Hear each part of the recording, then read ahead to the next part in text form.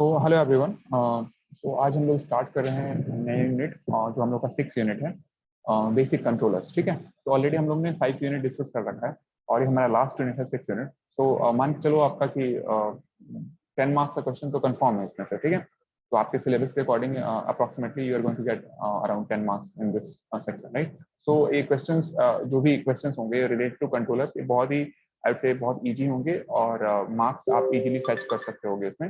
Reason क्या है marks fetch करने का? क्योंकि ये बेसिक मतलब इसमें डेरिवेशन तो करे हैं। डेरिवेशन हम लोग नहीं जाएंगे, बट कुछ फॉर्मूले हैं जो सिंपल बेसिक फॉर्मूले हैं और कुछ अंडरस्टैंडिंग है कि हम क्या कैसे इसको कंट्रोलर को यूज करते हैं। ठीक है, कुछ डेफिनेशन है। ठीक है, तो उसी पॉइंट ऑफ व्यू से ये करना है। तो हम स्टार्ट करें बेसिक कंट्रोलर। तो सबसे पहले देख लेते हैं कंट्रोलर होता क्या है। ठीक है ना, तो अगर हम सबसे पहले देखें कंट्रोलर के बारे में। कंट्रोलर, ठीक है ना, तो कंट्रोलर होता क्या है, इसको हम लोग डिफाइन कैसे करते हैं।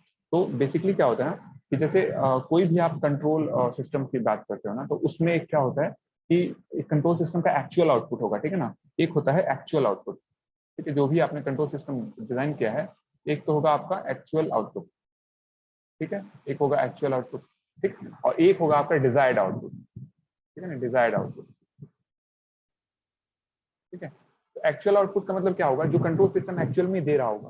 और डिजायर्ड आउटपुट ये होगा कि जो आप सिस्टम को देना चाहिए। तो इसमें डिफरेंस हो रहा है, जनरली इसमें डिफरेंस होता है। ठीक है ना, इसी डिफरेंस को मिनिमाइज करने के लिए ना, जो एक्चुअल और डिजायर्ड आउटपुट के डिफरेंस को मिनिमाइज करने के लिए हम लोग क्या यूज करते हैं, कंट्रोलर यूज करते हैं। ठीक है ना, तो इसको डिफाइन कैसे करोगे आप कंट्रोलर को, इसको डिफाइन कैसे करोगे? अगर आप डिफाइन करना हो तो और कलर ले लेते हैं, व्हाइट ले लेते हैं।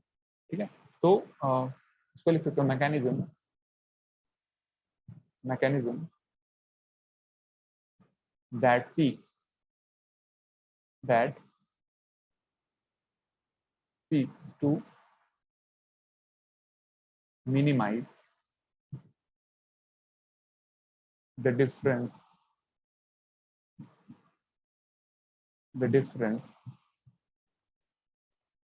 between the actual value between the actual value actual value ठीक है ना, actual value of the system and desired value of the system and desired value of the system। ठीक है ना, तो बेसिकली कंट्रोलर काम क्या है कि मान लो कि सिस्टम आपने कोई पॉइंट सेट कर दिया। सपोज करो, मैं ऐसे ही समझाने के लिए बता रहा हूँ। जैसे मान लो ये आपने पॉइंट सेट कर दिया। ठीक है ना, ये बोल दिया ये डिजायर्ड है। ठीक है ना, ये आपका डिजायर्ड वैल्यू है, डिजायर्ड वैल्यू है। ठीक, एक पॉइंट। और आपका आ कहाँ रहा है, आपका एक्चुअल वैल्यू ये आ रहा है, एक्चुअल वैल्यू। ठीक है, एक्चुअल वैल्यू ये आ रहा है। तो आपको क्या करना होगा, जब कंट्रोलर लगाते हो ना, तो इसी डिफरेंस को कम करना है। ठीक है ना, ये जो डिफरेंस है ना, एक्चुअल वैल्यू और डिजायर्ड वैल्यू के बीच का जो डिफरेंस है, उसी को मिनिमाइज करा जाता है with the help of controller. ठीक है, मतलब कोई भी वैल्यू हो सकता है, कोई भी पैरामीटर हो सकता है। ठीक है ना, तो इसी चीज को हमको मिनिमाइज करना है। और डिजायर्ड वैल्यू को ना एक और नाम देते हैं, बहुत ही अच्छा नाम है, बहुत ही, इसको बोलते हैं हम लोग सेट पॉइंट। ठीक है ना, सेट पॉइंट। डिजायर्ड वैल्यू क्या बोला जाता है, सेट पॉइंट बोला जाता है। मतलब हमको यही वो वाला पॉइंट चाहिए, लेकिन जनरली वो मिलता नहीं है एक्चुअल वैल्यू। बहुत सारे रीजन होते हैं उसके लिए। तो एक्चुअल वैल्यू जो होता है ना, एक्चुअल वैल्यू का मतलब क्या है, जो भी आप सिस्टम कंट्रोल सिस्टम यूज कर रहे हो, उसका जो आउटपुट है वो एक्चुअल आउटपुट है। लेकिन डिजायर्ड, डिजायर्ड का मतलब क्या है कि जो आप चाहिए, जो आपको चाहिए आइडियली या फिर प्रैक्टिकल कंडीशंस में जो वैल्यू चाहिए आपको, उसको बोलते हैं डिजायर्ड वैल्यू। ठीक है, तो उसमें डिफरेंस को मिनिमाइज करने के लिए जो मैकेनिज्म यूज होता है, उसको क्या बोलते हैं हम लोग, कंट्रोलर बोलते हैं। ठीक है ना, तो बेसिकली कंट्रोलर करता क्या होगा, ठीक है ना, कंट्रोलर क्या करता होगा कि ये जनरेट करता है, लिख देते हैं इट जनरेट्स, सेट पॉइंट हो गया, इसे लिख देते हैं it generates control signal, control signal to reduce deviation of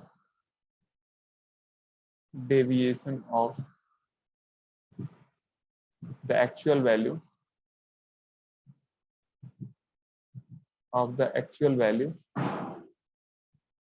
to the desired value, to the desired value.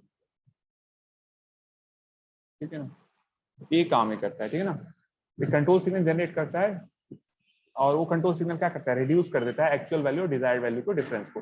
Ideally क्या होना चाहिए, जीरो होना चाहिए। ठीक है ना, मतलब जो भी कंट्रोलर होना चाहिए वो क्या करेगा कि जीरो कर दे दोनों के difference, there should not be any difference between desired value and actual value. ठीक है, तो उसको हम अच्छा कंट्रोलर मानेंगे। ठीक है, लेकिन नॉर्मली क्या होता है, वो रिड्यूस करता है। कहाँ तक रिड्यूस करता है, it depends upon the type of controller. ठीक है ना, कि किस पैरामीटर को कहाँ तक रिड्यूस करता है। ठीक है, एक वर्ड काफी पॉपुलर है इस इन टर्म्स में, तो उसको बोलते हैं हम लोग कंट्रोल एक्शन। ठीक है ना, उसको बोलते हैं हम लोग कंट्रोल एक्शन, कंट्रोल एक्शन।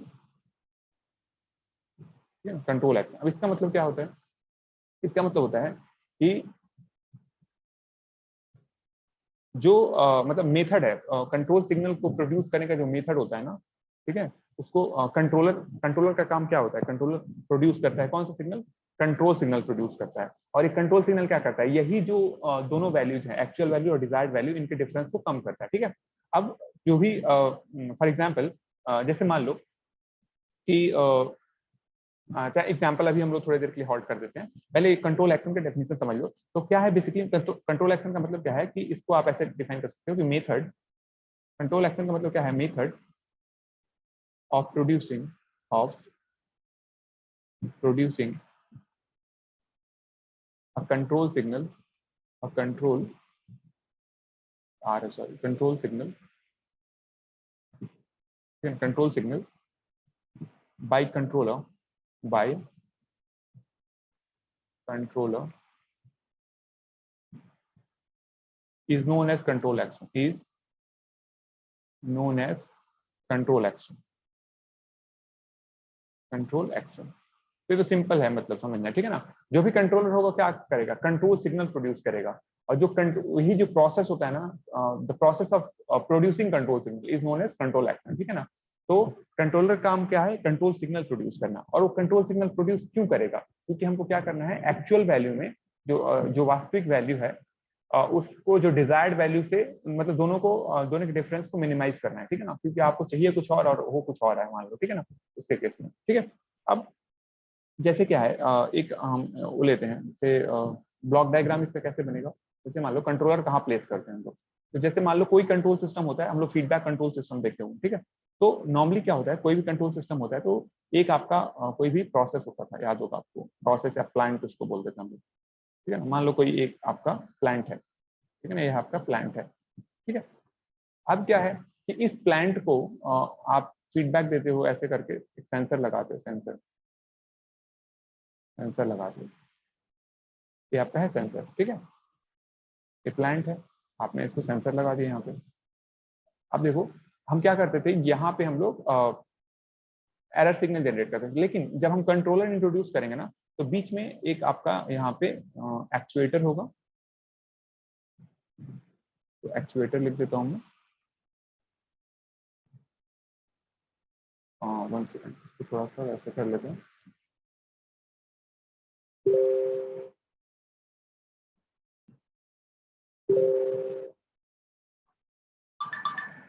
ठीक है, आपका एक होगा एक्चुएटर,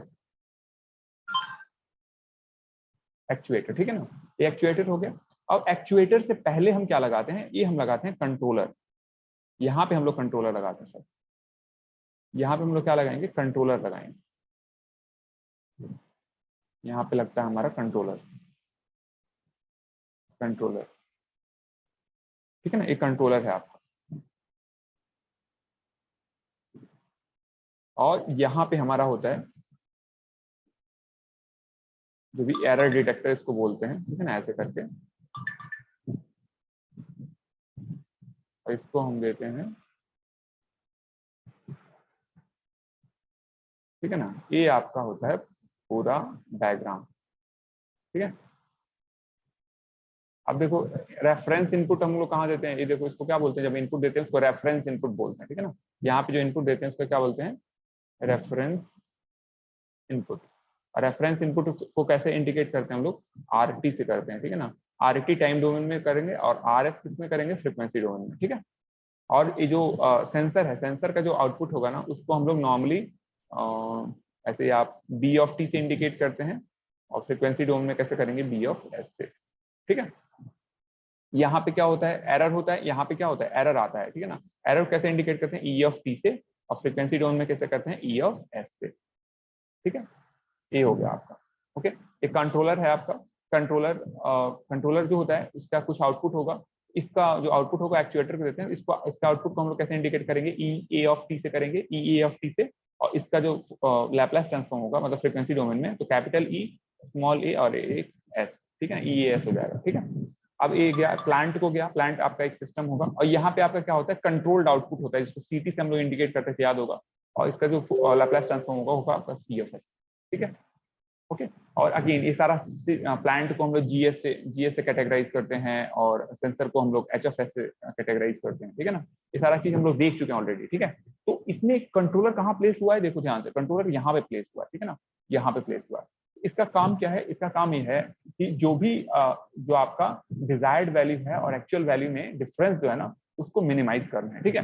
अब जैसे मान लो एक एग्जांपल लेते हैं हम लोग, कि जैसे मान लो कि घर का एसी है आपका, ठीक है ना, घर का एसी है, या फिर और भी बहुत सारे एग्जांपल्स दे सकते हो। अभी एग्जांपल लेते हैं हम लोग घर के एसी का, ठीक है। अब एसी में मान लो कि सर्टेन टेम्परेचर आपको चाहिए, जैसे मान लो कि हमको चाहिए 18 डिग्री सेंटीग्रेड टेम्परेचर हमको मेंटेन करना है, ठीक है। तो क्या होगा कि जो भी आपका जो एसी होता है उसमें आपके कंप्रेसर्स वगैरह होते हैं, ठीक है ना, कंप्रेसर्स चलता रहता है, वो कंप्रेसर के थ्रू ही आपका एयर कंप्रेस होकर टेम्परेचर को मेंटेन किया जाता है, ठीक है। अब क्या है कि जो भी कंप्रेसर है, ठीक है ना, तो उसको कब कब चलाना है और कैसे कैसे चलाना है, तो वो किस पे डिपेंड करेगा कि जैसे मान लो कि हमने फिक्स कर दिया पॉइंट, जैसे मान लो मैंने फिक्स कर दिया 18 डिग्री सेंटीग्रेड पॉइंट, ठीक है ना, 18 डिग्री सेंटीग्रेड पॉइंट मैंने सेट कर दिया। अब होगा क्या, आपका क्या होगा, एसी चलेगा, एसी आपका चलेगा। अब वो क्या होगा, वो जो सेंसर होगा ना, सेंसर क्या करेगा, आपके टेम्परेचर को सेंस करता रहेगा, ठीक है। आपने सेट कर दिया एक, आपने वैल्यू सेट कर दिया 18 डिग्री सेंटीग्रेड, ठीक है। 18 डिग्री सेंटीग्रेड आपने वैल्यू मतलब सेट कर दिया है, तो क्या होगा, जो सेंसर होगा वो एक टेम्परेचर सेंसर होगा, वो सेंस करता रहेगा कि 18 पहुंचा कि नहीं पहुंचा। जैसे मान लो कि आपका घर मतलब नॉर्मली टेम्परेचर मान लो 30 डिग्री सेंटीग्रेड है अभी, या फिर 35 है, जो भी है गर्मी के दिनों में, ठीक है। मान लो 35 डिग्री सेंटीग्रेड है टेम्परेचर, राइट। अब 35 डिग्री सेंटीग्रेड का टेम्परेचर है, तो क्या होगा, वो सेंसर सेंस करेगा 35 डिग्री, और ये रेफरेंस इनपुट से जब कंपेयर होगा ना, उसको पता चल जाएगा कि नहीं नहीं, अभी हमारा जो भी कंप्रेसर है उसको चलने की जरूरत है, अभी हमारा जो डिजायर्ड वैल्यू मैच नहीं किया है, वो 18 डिग्री सेंटीग्रेड अभी मैच नहीं हुआ है, ठीक है ना। ये सारा चीज जो मैनेज होगा ना, वो सारा चीज मैनेज क्या होगा, वो फिर क्या करेगा, कंट्रोलर उसको अलाउ करेगा, सो दैट कि आपका जो भी प्लांट है, प्लांट का मतलब एसी, वो एसी आपका रन करता है, उसके अंदर का जो कंप्रेसर है रन करता रहे। लेकिन जैसे ही 18 डिग्री सेंटीग्रेड पहुंचेगा, जैसे ही 18 डिग्री सेंटीग्रेड पहुंचा, तो क्या करेगा, ये क्या करेगा, ये जो भी रेफरेंस इनपुट है उसके कॉरेस्पॉन्डिंग इनपुट होगा, वो क्या होगा कि जैसे 18 डिग्री सेंटीग्रेड पहुंचा, ये सेंसर उसको डिटेक्ट कर लेगा कि 18 डिग्री है। अब जब 18 डिग्री सेंटीग्रेड को सेंसर डिटेक्ट करेगा, तो क्या होगा, जब ये एरर सिग्नल क्या हो जाएगा, यहाँ पे एरर जीरो हो जाएगा। जब जीरो हो जाएगा इसका मतलब क्या है, कंट्रोलर समझ जाएगा कि अच्छा अब मेरे को क्या करना है, इस कंप्रेसर को स्टॉप करना है। क्यों, क्योंकि हमको ये सेट पॉइंट मिल गया, 18 डिग्री सेंटीग्रेड मिल गया। तो फिर क्या करेगा, वो जो भी कंट्रोलर होगा ना, वो क्या करेगा, एक सिग्नल प्रोड्यूस करेगा, ठीक है ना, जो भी एक्चुएटर वाला जो सिग्नल है ईएटी जो मैंने लिखा हुआ है, ठीक है ना, ये प्रोड्यूस करेगा, जिसकी वैल्यू जीरो होगी, वो क्या करेगा, कंप्रेसर को स्टॉप कर देगा, ठीक है। अब कंप्रेसर स्टॉप हो गया। अब मान लो कि 18 डिग्री सेंटीग्रेड आपका टेम्परेचर हो गया, धीरे धीरे रूम का टेम्परेचर और बढ़ने लगा, ठीक है। मान लो 18 से ऊपर गया, 23, 25, 26 होने लगा, तो फिर क्या होगा, फिर से सेंसर सेंस करेगा, अच्छा तो यहाँ पे एक एरर सिग्नल जनरेट होगा। मान लो कि एरर सिग्नल जनरेट होगा, क्यों एरर सिग्नल, पहले केस में जीरो क्यों हो रहा था, क्योंकि जो आपने रेफरेंस लगाया था वो किसके कॉरेस्पॉन्डिंग लगाया था, 18 डिग्री सेंटीग्रेड के कॉरेस्पॉन्डिंग लगाया था, ठीक है ना। मान लो 18 डिग्री सेंटीग्रेड कॉरेस्पॉन्डिंग कुछ वोल्टेज, मान लो कि 1 वोल्ट 2 वोल्ट जो भी है, ठीक है ना, हाइपोथेटिकल नंबर है, ठीक है। तो जो भी ये वोल्टेज होगा उसको क्या होगा, कंपेयर होगा इस सेंसर के आउटपुट से। अब जो सेंसर का आउटपुट जब कंपेयर होगा, मान लो 18 डिग्री, जैसे मान लो एक हम एग्जांपल लेते हैं, हाइपोथेटिकल एग्जांपल लेते हैं। सपोज करो जो सेंसर का आउटपुट है, जो भी सेंसर का आउटपुट है, वो है सपोज करा कि 1 मिली वोल्ट है, मान लो ऐसे करते हैं 1 मिली वोल्ट, ठीक है ना। 1 मिली वोल्ट बहुत कम हो जाएगा, मैं मान लेता हूँ, चलो सपोज करो 10 वोल्ट है, ठीक है ना। अब 10 वोल्ट के इसके कॉरेस्पॉन्डिंग है 18 डिग्री सेंटीग्रेड कॉरेस्पॉन्डिंग है, ठीक है ना, 18 डिग्री सेंटीग्रेड। अब क्या होगा, जो आपने रेफरेंस इनपुट दिया है, आपको पता है कि 18 डिग्री सेंटीग्रेड है आपका, ठीक है ना। मतलब टेम्परेचर आपको 18 डिग्री सेंटीग्रेड आप रिमोट से ये करते हो, ठीक है ना, सेट करते हो। तो सेट कर रहे हो तो रेफरेंस आपने दे दिया 18 डिग्री सेंटीग्रेड के कॉरेस्पॉन्डिंग इनपुट दे दिया आपने। तो यहाँ पे आपने कितना दे दिया इनपुट, सपोज करें 10 वोल्ट दे दिया। अब क्या होगा, ये जब कंपेयर होगा, ये जब कंपेयर होगा तो 10 और 10 क्या होगा, 0 हो जाएगा। तो आउटपुट यहाँ पे क्या है, 0 मिलेगा। तो उस केस में आपका जो प्लांट है ना, जो कंट्रोलर होगा वो क्या करेगा, प्लांट को डीएक्टिवेट करेगा, मतलब प्लांट को बोलेगा कि stop yourself, don't do anything, right. तो अपने आप को स्टॉप कर लो, कुछ नहीं करना है, ठीक है। लेकिन जैसे ही क्या होगा, सपोज करा कि 18 डिग्री सेंटीग्रेड ना होगा ना, ये बढ़ के हो गया आपका से कि मान लो 25 डिग्री सेंटीग्रेड, ठीक है ना। अब जैसे 25 डिग्री सेंटीग्रेड रूम का टेम्परेचर हुआ, उसको सेंसर सेंस करेगा। अभी 10 वोल्ट ना देके कुछ वोल्टेज प्रोवाइड कर, जैसे मान लो टेम्परेचर बढ़ रहा है, सपोज करा कि आपका वोल्टेज हो गया 12 वोल्ट हो गया मान लो, ठीक है ना। अब 12 वोल्ट जैसे ही हुआ, 12 वोल्ट जैसे ही हुआ, आपने सेट किस पे किया है, एसी को, एसी को किया है सेट 18 डिग्री सेंटीग्रेड पे। और 18 डिग्री सेंटीग्रेड के कॉरेस्पॉन्डिंग जो वोल्टेज है कितना है, 10 वोल्ट है। हो क्या गया, टेम्परेचर बढ़ गया, 25 डिग्री हो गया। तो जो सेंसर का जो आउटपुट है वो कितना आ गया, 12 वोल्ट आ गया। अब ये कंपेयर होगा तो 10 और 12 कंपेयर होंगे भाई। जब जैसे ही 10 और 12 कंपेयर होंगे तो यहाँ पे क्या होगा, एक नॉन जीरो वैल्यू आएगी। 10 माइनस 12 करोगे तो 12 आ जाएगा, ठीक है, सॉरी 2 आ जाएगा, ठीक है ना, माइनस में आएगा। तो माइनस प्लस का कोई वो नहीं है, फेज आप चेंज कर सकते हो। तो जो भी मान लो 2 वोल्ट आ गया, अब वो 2 वोल्ट के कॉरेस्पॉन्डिंग कंट्रोलर क्या करेगा, वो ऑपरेट करेगा प्लांट को। और कब तक ऑपरेट करेगा, तब तक प्लांट के कंप्रेसर को ऑपरेट करेगा, जब तक कि आपका टेम्परेचर 18 डिग्री सेंटीग्रेड नहीं हो जाता, ठीक है ना। तो ये आपका पूरा प्रोसेस है कंट्रोलर का, और कैसे कंट्रोल एक्शन परफॉर्म होता है, ठीक है ना। तो इस चीज को आपको हमेशा ध्यान में रखना है। जो नोटेशन है ये इंपॉर्टेंट है, समझना कि क्या होता है ईटी क्या होता है और रेफरेंस इनपुट क्या होता है, ये सारा चीज, ठीक है। अब देखो, अब इसका नीड क्या है, जरूरत क्या है आखिर, what is the need of controller, right. इसको देखते हैं हम लोग, नीड, नीड ऑफ कंट्रोलर। तो नीड ऑफ कंट्रोलर, सबसे पहला नीड क्या है, सबसे हमारा बेसिक नीड क्या है, फर्स्ट नीड। सबसे पहली चीज क्या है कि कंट्रोलर, जो कंट्रोलर होता है ना, वो क्या करता है, स्टेडी स्टेट को, कंट्रोलर क्या होता है, controller, controller improves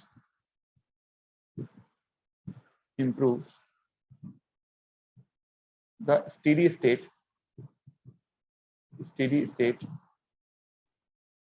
accuracy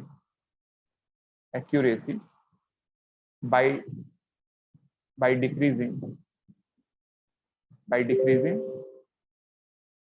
steady state error, ठीक है ना, by decreasing steady state error, ठीक है ना। मतलब ईएसएस को डिक्रीज करके क्या करता है कंट्रोलर आपका, ईएसएस को डिक्रीज करके, हाँ ईएसएस को क्या करता है, ये डिक्रीज करता है। और डिक्रीज कैसे, आपको याद होगा ईएसएस क्या होता है, ईएसएस होता है आपका लिमिट, स्टेडी स्टेट कैसे निकालते थे हम लोग, limit T tends to infinite, जो भी एरर का वैल्यू है ना ईटी की, ठीक है ना, ऐसे ही निकालते थे हम लोग। अच्छा, लैप्लेस ट्रांसफॉर्म डोमेन में क्या होता था, यही हो जाता था लिमिट, आपको ये सारा याद होना चाहिए ना, limit S tends to zero S of E of S. ये कैसे आया है, ये आपको फाइनल वैल्यू थ्योरम से आया है, ठीक है ना, फाइनल वैल्यू थ्योरम।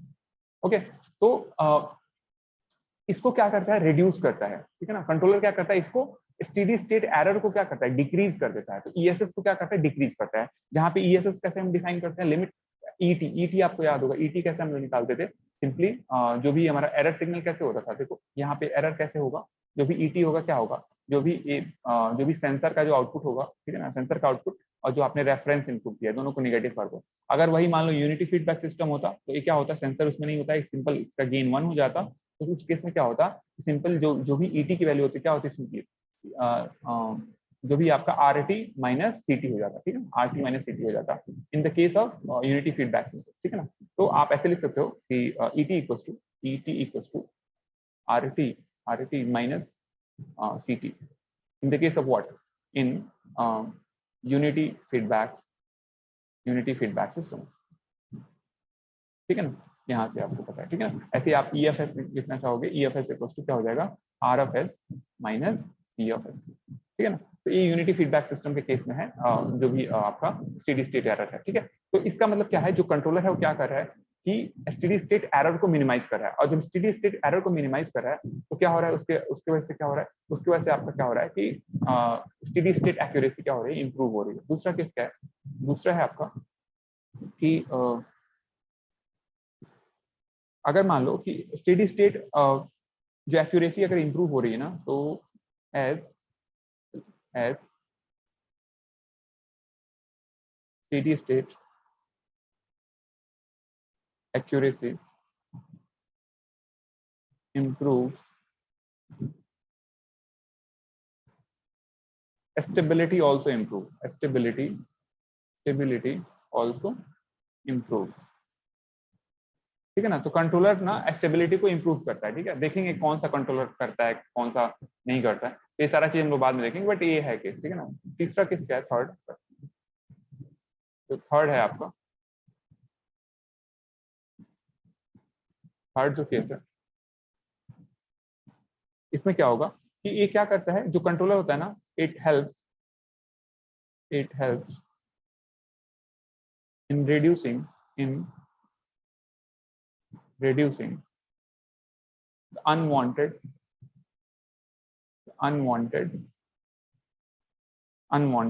overshoot या फिर unwanted offset produced by the system। ठीक है ना, तो जो सिस्टम होता है वो मतलब उसके अनवांटेड ऑफसेट्स को क्या करता है, रिड्यूस करता है। ठीक है ना, मतलब बेसिकली क्या होता है आपका, इसके थ्रू आप ऑफसेट को रिड्यूस कर सकते हो bye implementing what, controllers, right. So controller क्या करता है, अनवांटेड ऑफसेट्स को क्या होता है वो रिड्यूस कर देता है। ठीक है, थर्ड क्या है, थर्ड क्या है बेसिकली आपका, सॉरी फोर्थ, इसको फोर्थ लिखो आप,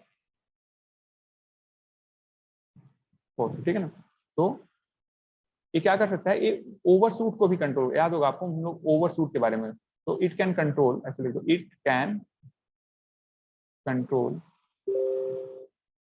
maximum overshoot, maximum overshoot.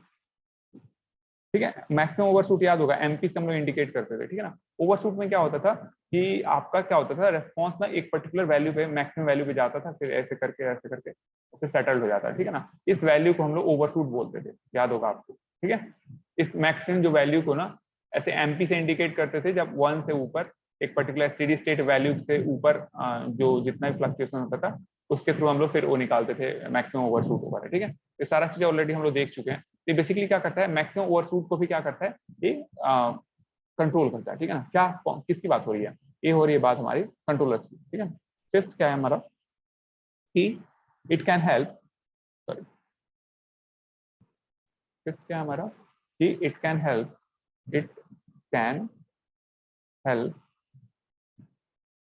In reducing the noise signal, reducing the noise signal produced by the system। अगर मान लो सिस्टम कोई नॉइज सिग्नल प्रोड्यूस करता है, ठीक है ना, उसको भी रिड्यूस कर सकता है। कैसे, मान लो कोई सिस्टम है वो हाई फ्रिक्वेंसी नॉइज प्रोड्यूस कर रहा है, ठीक है ना, वो मतलब हाई फ्रिक्वेंसी नॉइज प्रोड्यूस कर रहा है, तो क्या करेगा, आपने क्या करा, सपोज करो आपने एक ऐसा कंट्रोलर लगाया जो क्या कर रहा है, हाई फ्रिक्वेंसी को ब्लॉक कर रहा है। जैसे मान लो कोई सिस्टम है वो हाई फ्रिक्वेंसी नॉइज प्रोड्यूस कर रहा है, तो आपने क्या करा, एक ऐसा कंट्रोलर लगाया जो क्या कर रहा हो कि वो हाई फ्रिक्वेंसी को ब्लॉक कर रहा हो। ठीक है ना, तो उसको क्या बोलेंगे हम लोग, हाई फ्रिक्वेंसी को ब्लॉक करने क्या बोलते हैं, लो पास फिल्टर बोलते हैं। तो मान लो अगर लो पास फिल्टर आपने लगा दिया हो वहां पे, in that case what will happen, आपका जो नॉइज होगा क्या होगा, रिड्यूस हो जाएगा, क्योंकि वो नॉइज कौन सा था, हाई फ्रिक्वेंसी नॉइज था। ठीक है ना, तो ये भी हमारा केस है। ठीक है ना, लास्ट 6 है हमारा, 6 है हमारा कि it can help to speed up the slow response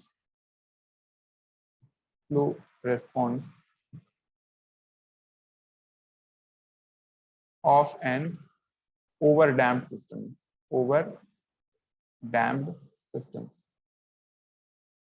ठीक है ना, तो क्या होता है, ओवरडैम्प सिस्टम के स्लो रेस्पॉन्स को भी इंप्रूव कर सकता है, मतलब फास्ट कर सकता है। ठीक है ना, तो ये आपके क्या है, आपके कंट्रोलर्स के ना कुछ एडवांटेजेस हैं। ठीक है ना, आई वुड से कि उनका सिग्निफिकेंस क्या है, क्यों यूज करते हैं हम लोग कंट्रोलर। ठीक है, और इसके बाद हम लोग क्या करते हैं कि कितने टाइप्स के कंट्रोलर होते हैं। ठीक है ना, तो नेक्स्ट हमारा है type of controllers, type of control, right.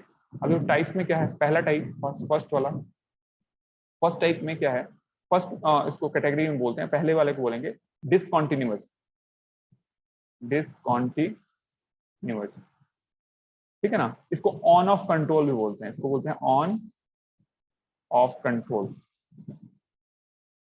ठीक है ना, ऑन ऑफ कंट्रोल। और दूसरा है हमारा कॉन्टिन्यूअस, कॉन्टिन्यूअस, ठीक है ना। इसमें कई सारे होते हैं हमारे, प्रोपोर्शनल होते हैं, ठीक है ना, प्रोपोर्शनल होता है, उसके बाद प्रोपोर्शनल प्लस इंटीग्रल होगा, प्रोपोर्शनल प्लस डेरिवेटिव होगा, फिर proportional plus integral plus derivative होगा, ठीक है ना। इतने टाइप के कंट्रोल होगा, ठीक है। तो हमको सारा एक टाइप पढ़ना है कंट्रोलर, ठीक है ना।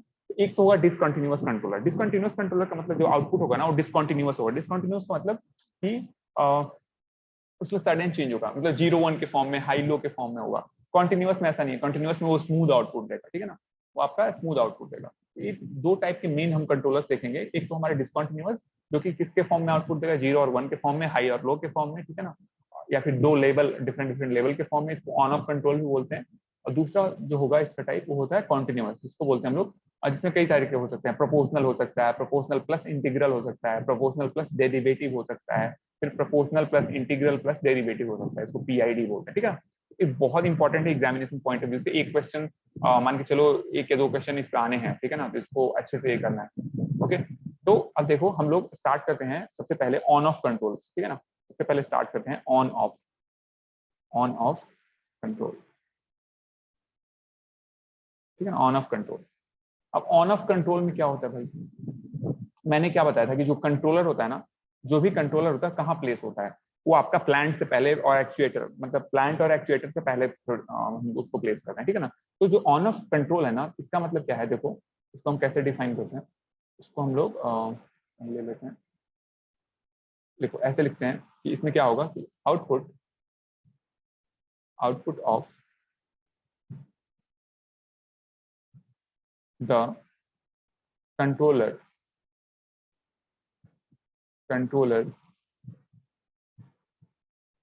फ्लक्चुएट्स, यार सही से नहीं, चलो देखिए, फ्लक्चुएट्स between two values,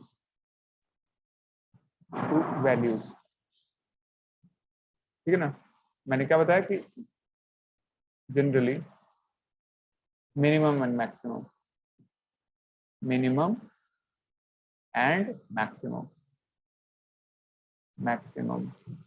ठीक है ना। तो ऑन ऑफ कंट्रोल में क्या होगा, जो भी आउटपुट होगा ना वो दो वैल्यूज के बीच में फ्लक्चुएट करेगा, ठीक है ना। जो भी आउटपुट होगा, किसका आउटपुट, कंट्रोलर का आउटपुट। जैसे मान लो मैं एक डायग्राम बनाऊं आपको, जैसे मान लो हमारे पास ये हमारा क्या होता है, एरर डिटेक्टर होता है, वैसे हम लोग मार्क करते हैं, ठीक है। ये हमारा रेफरेंस इनपुट, ये हमारा फीडबैक मिला, और ये हमारा हो गया कंट्रोलर। कंट्रोलर क्या होगा, देखो ध्यान से, इस कंट्रोलर को अगर मैं ध्यान से पिक्चराइज करूं, ये कुछ ऐसे दिखेगा। ये क्या करेगा ना, इसकी वैल्यू हमेशा क्या होगी, दो दो उसके बीच में फ्लक्चुएट करेगी, ठीक है ना, ऐसे करके हमेशा इसकी वैल्यू क्या होगी, दो लेवल के बीच में, ठीक है ना। एक लेवल मान लो, एक लेवल का नाम होगा ऑफ, दूसरे लेवल का नाम होगा ऑन, ठीक है ना। इसका नाम रख देता हूं मैं ऑफ स्टेट है, और जो ऊपर वाला स्टेट है क्या है, ऑन स्टेट है, ठीक है ना। या फिर मिनिमम मैक्सिमम भी रख सकते हो आप, ठीक है ना। अब इसको मैं मार्क कर दूं, जैसे मान लो ऐसे है, ये माइनस है, ये है आपका प्लस। ध्यान रखना है रेफरेंस कहाँ से देते हैं हम लोग, रेफरेंस इनपुट कहाँ से देते हैं, ये आपका है रेफरेंस इनपुट, ठीक है। रेफरेंस इनपुट को कैसे इंडिकेट करते हैं हम लोग, आर ऑफ टी से, ठीक है ना। ऐसे ही हमारा जो फीडबैक सिग्नल होता है इसको हम इंडिकेट करते हैं बी ऑफ टी से, और जो एरर होता है यहाँ पे ई ऑफ टी से करते हैं इसको, ठीक है ना, ई ऑफ टी से, okay.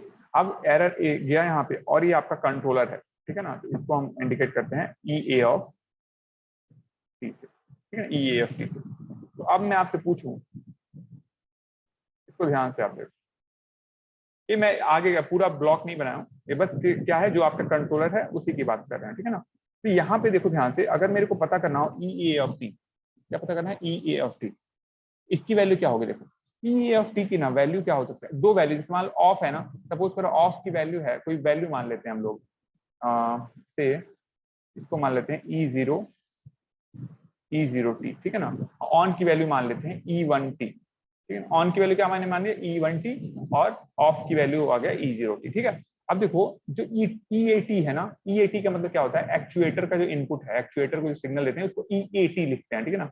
E A T equal to क्या हो जाएगा, दो वैल्यू ही ले सकता है, जो भी ई ए टी आएगा, जो भी यहाँ पे इनपुट आएगा, ध्यान से देखो, जो भी एरर होगा उसका आउटपुट यहाँ पे क्या आएगा, दो ही वैल्यू हो सकता है, नहीं तो ई0 टी होगा, ई0 टी का मतलब जीरो जीरो या फिर ऑफ मान लो, ठीक है, या फिर ई1 टी हो जाएगा ऑफ, मतलब उसका मतलब क्या हो जाएगा, ऑन हो गया सिस्टम वहां पे, ठीक है ना। तो देखो इसकी दो वैल्यू पॉसिबल है, एक वैल्यू क्या पॉसिबल है ई0 टी, ठीक है ना।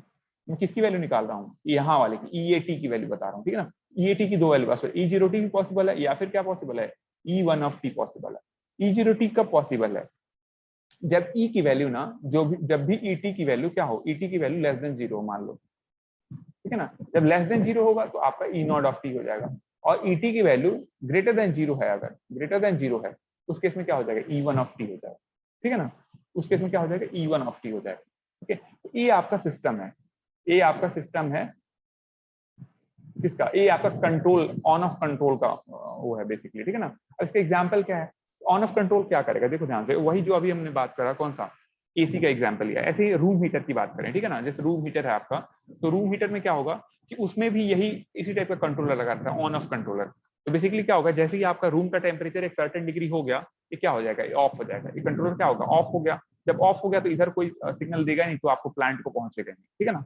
लेकिन अगर रूम का टेम्परेचर मान लो कि अभी ठंडा ही, सपोज करो मतलब ठंडे का दिन है और रूम का टेम्परेचर बहुत ही अभी कोल्ड है, मान लो 4 डिग्री सेंटीग्रेड है, इन दैट केस क्या होगा, ये ऑन रहेगा, ये ऑन रहेगा, और क्या करता रहेगा, जो भी प्लांट प्लांट मतलब जो भी रूम उसमें क्वाइल्स वगैरह लगे होंगे, रूम हीटर आप लोग देखे ही हो, तो उसमें क्वाइल्स लगा होगा या फिर बल्ब लगा होगा, ठीक है ना, उसको क्या करता रहेगा, उस जो इलेक्ट्रिसिटी प्रोवाइड करता रहेगा। लेकिन जैसे ही आपका टेम्परेचर जो सेंसर के थ्रू आएगा, बीटी, जो बीटी क्या है, ये कहाँ से आएगा, सेंसर की तरफ से आएगा। सेंसर का क्या सेंस कर रहा होगा, टेम्परेचर सेंस कर रहा होगा। तो जैसे टेम्परेचर क्या हुआ कि कम हुआ, एक सर्टेन लेवल से कम हुआ, वो क्या करेगा, इसको ऑन कर देगा, ठीक है। अब जैसे ही टेम्परेचर उस लेवल पे पहुंच गया, ये दोनों कंपेयर होंगे, आरटी और बीटी कंपेयर होंगे, ठीक है ना। बेसिकली यहाँ पे क्या है, देखो यहाँ पे जो ईटी है ना, ईटी की जो वैल्यू है, ईटी को क्या है, सिंपल आरटी और माइनस बीटी है, बीटी है। अब बीटी जो है ना, ये कहाँ से आया है, सेंसर से आया है, सेंसर से,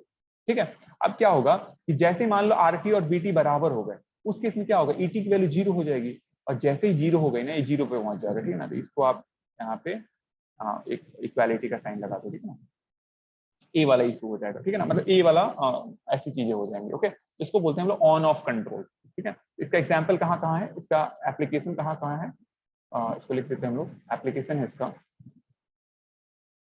एप्लीकेशन सबसे पहले, पहला तो एप्लीकेशन हो गया, फर्स्ट एप्लीकेशन है room heater, room heater, room heater में इसका यूज होगा। दूसरा, दूसरा कहाँ यूज होगा, वाटर लेवल में, वाटर लेवल इंडिकेटर, इंडिकेटर, ठीक है ना, इंडिकेटर, और या फिर कंट्रोलर, इंडिकेटर एंड कंट्रोलर, ये वाटर टैंक में यूज होता है, ठीक है ना। अपने घरों में देखा होगा, अपने आप मोटर बंद हो जाता है, ठीक है ना, अगर एक वाटर सर्टेन लेवल से ऊपर हो गया तो। और तीसरा क्या होगा, एसीज में यूज होता है, एसी एयर कंडीशनिंग, ठीक है ना।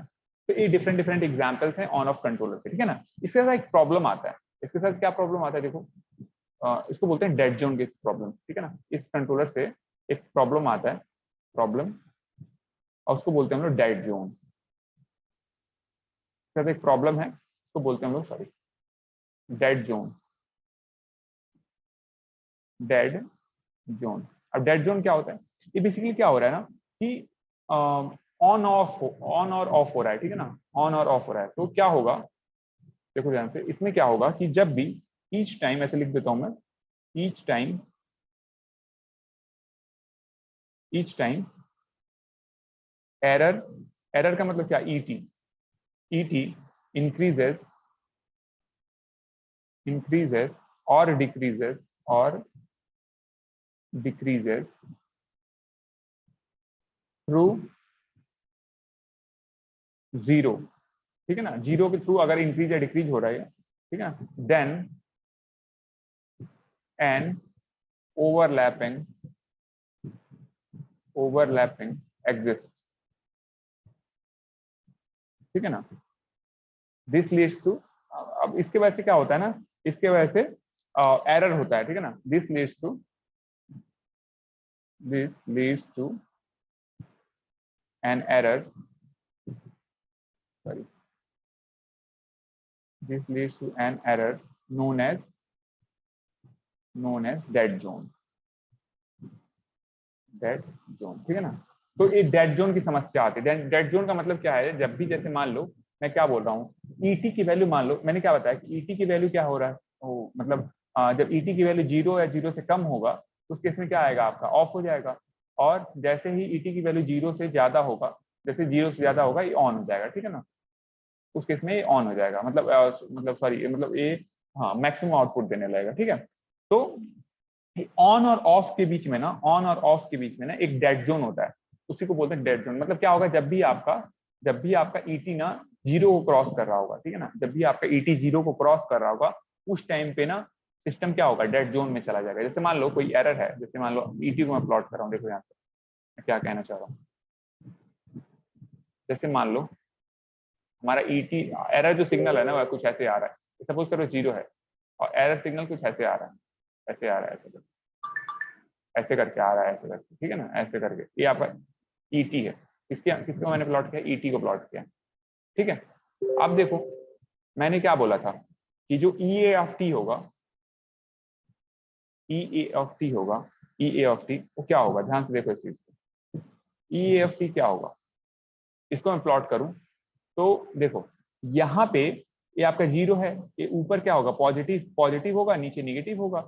यहां से लेके यहां तक, यहां से लेके यहां तक ईएटी की वैल्यू क्या है, ईटी की वैल्यू क्या है, यहां से लेके यहां तक निगेटिव है। तो निगेटिव के केस में जो है आपका जो भी निगेटिव अगर हो रहा हो, 0 या फिर निगेटिव हो रहा होगा, उस केस में क्या होगा, ई नॉट टी होगा। ई नॉट टी का मतलब मान लो मैं ऐसे लिख दूं, ई नॉट टी जो है ना, ई नॉट टी वो है इक्वल टू 0, और E1T का मतलब है 5 वोल्ट।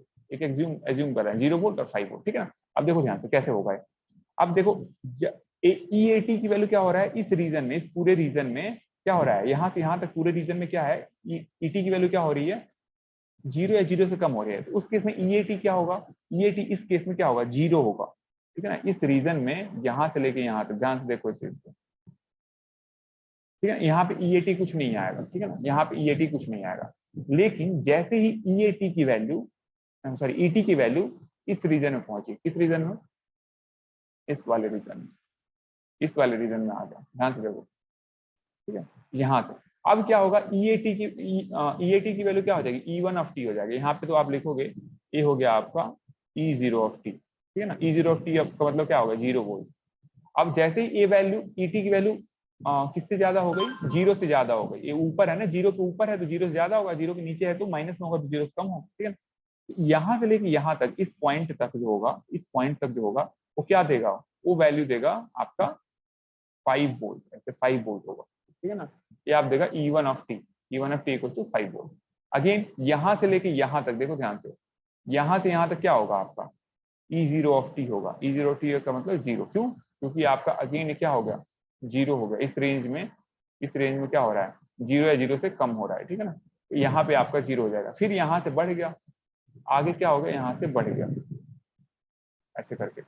लेकिन अब एक चीज ध्यान से देखो, जब भी ये 0 क्रॉस करेगा, यहाँ पे 0 जब क्रॉस करेगा, जब 0 क्रॉस करेगा, जब 0 क्रॉस करेगा तो वहां पे ना एक डेड जोन आता है, डेड जोन, ठीक है ना। 0 जब क्रॉस कर रहा होगा ना तो वहां पे एक डेड जोन आता है, जिसमें इंस्ट्रूमेंट का जो आउटपुट है ना वो मतलब डिसाइसिव नहीं होता है, ठीक है ना।